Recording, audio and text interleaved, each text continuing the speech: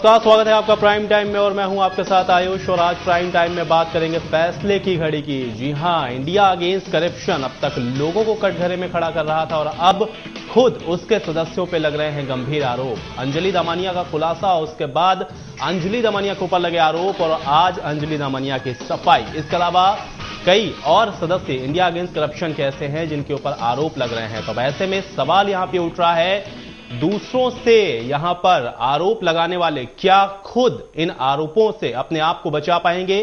क्या जो दूसरों से मांग वो आज तक करते आए हैं उस पर खुद वो अमल करेंगे? आज इसी पे हम चर्चा करेंगे अपने इस पूरे प्राइम टाइम में। हमारे साथ जुड़ेंगे तीन मेहमान। मैं परिचय करवाता हूं आपका। संजीव झा, आप सदस्य हैं आईएसी के, आपका स्वागत है हमारे इस कार्यक्रम में। इसके अलावा सुशील देव, आप वरिष्ठ पत्रकार हैं, आपका भी स्वागत है। एनी कोहली, आप अन्ना सहयोगी हैं, आपका भी स्वागत है हमारे इस कार्यक्रम में। तो कार्यक्रम को मैं आगे बढ़ाऊं उससे पहले आइए आपको सुनवाता हूं अंजलि दामनिया के ऊपर क्या आरोप लगे थे, उसके बाद किस तरीके से उन्होंने सफाई दी है, जरा सुनिए। नहीं, ये जो आरोप लग रहे हैं वो बड़े ही वेलकम है हमारी तरफ से।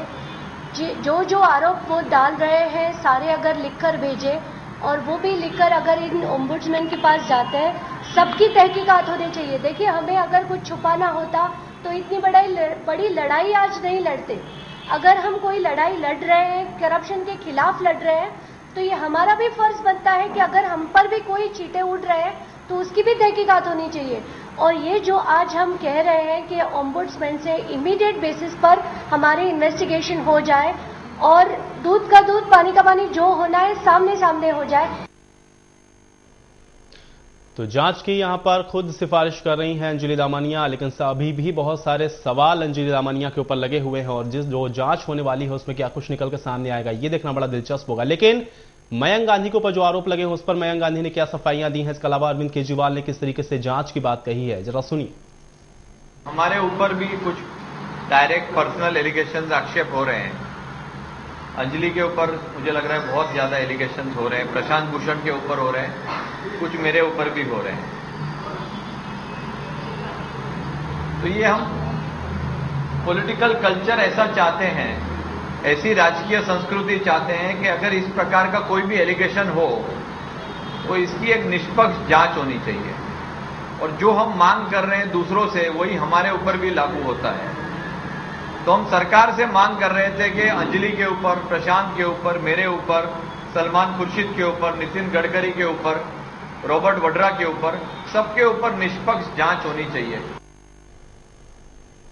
तो सुना आपने, सब पर निष्पक्ष जांच होनी चाहिए, मयंक गांधी इस तरीके से कहते हुए नजर आ रहे हैं। अरविंद केजरीवाल ने क्या कुछ कहा है वो भी हम चाहेंगे कि हमारे पैनल प्रोड्यूसर आपको सुनवाएं। 3 सदस्यों के खिलाफ बार बार कहा जाता है, प्रशांत भूषण जी, मयंक गांधी और अंजलि दामनिया। तो हम सोमवार को इन तीनों जजेस के पास, इस इंटरनल लोकपाल के पास ये तीनों केसेस भेज रहे हैं, प्रशांत भूषण जी के, अंजलि दामनिया के और मयंक गांधी के।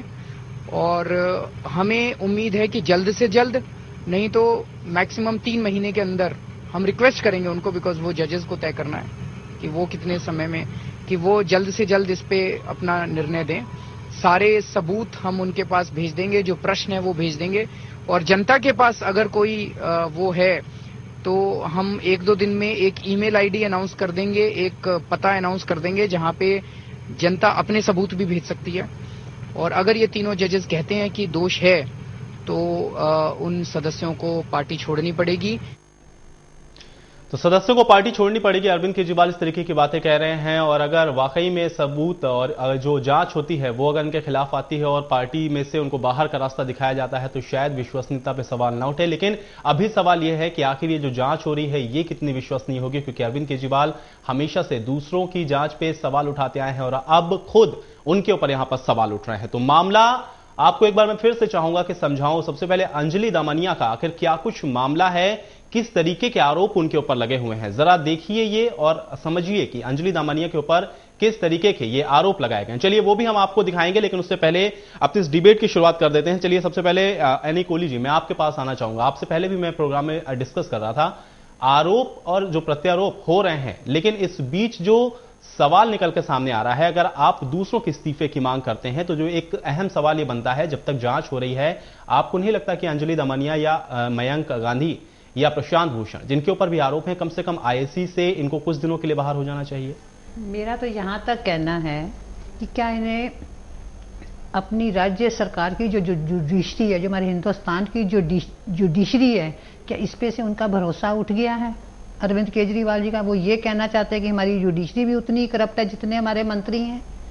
ऐसा नहीं है। अभी डेमोक्रेसी बाकी है, डेंडोक्रेसी इतनी बड़ी नहीं हुई हिंदुस्तान में, न लूटपाट मची हुई है कि किसी की भी 30-30 एकड़ लैंड जो है इस तरह से जब्त हो जाती है। ऐसा कुछ भी नहीं है। ऐसा इतना बड़ा भी घपला शुरू नहीं हुआ।